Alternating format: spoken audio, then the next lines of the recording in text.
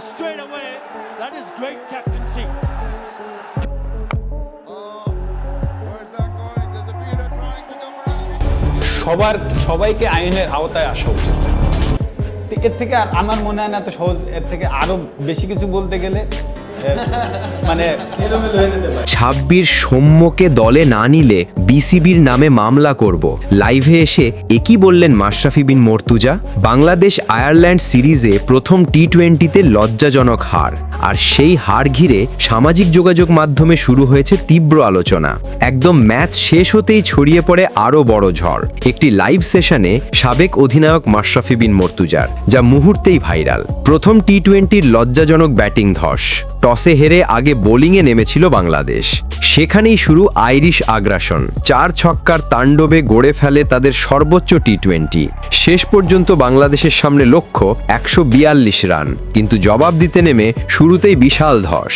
Tanzid Tamim out প্রথম ওভারে, লিটন দাস ব্যর্থ, পারভেজ ইমন ব্যর্থ, সাইফ হাসান ব্যর্থ। পাওয়ার প্লের আগেই 4 উইকেট। ব্যাটিং যেন পুরোপুরি দিশাহারা। তাওহিদ হৃদয় চেষ্টা করেছিলেন, কিন্তু একা হাতের লড়াই ম্যাচ ফিরিয়ে আনতে পারেনি দলকে। লাইভে মাশরাফির তীব্র ক্ষোভ। ম্যাচ শেষে এক লাইভে মাশরাফি বলেন, এসব দিয়ে হবে না, জাকের ইমন দিয়ে আক্রমণাত্মক ক্রিকেট খেলা যায় না, বাংলাদেশের ব্যাটিংয়ে আগুন চাই, আর সেটা পারে সৌম্য সরকার আর সাব্বির রহমান।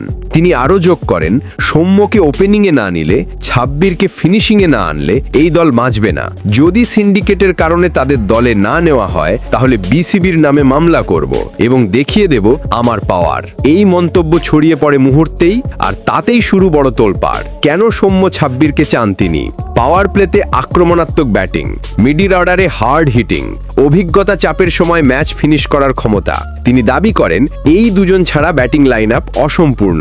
এই মন্তব্যের পর ফ্যানদের বিতর্ক, বিশ্লেষকদের প্রতিক্রিয়া, নির্বাচকদের ওপর চাপ, দলের ভেতরে সম্ভাব্য পরিবর্তনের গুঞ্জন, সব মিলিয়ে তৈরি হয় নাটকীয় উত্তেজনা। এখন দৃষ্টি দ্বিতীয় টি-20তে। দলে কি ফিরবে সৌম্য সাব্বির? এই দুই ব্যাটার কি সত্যিই বদলে দিতে পারে ম্যাচের ভাগ্য, নাকি আবারও দেখা দেবে নতুন বিতর্ক?